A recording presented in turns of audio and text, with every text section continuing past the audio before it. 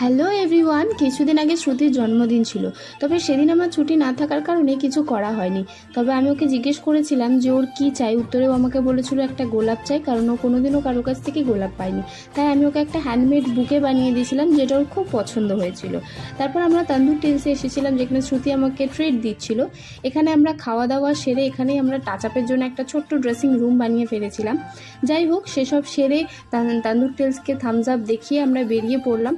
এবার ভাবছিলাম কোথায় যাব, ভাবতে ভাবতে আমরা চলে এলাম গীতাঞ্জলি। এখানে কিছু কথা বলি।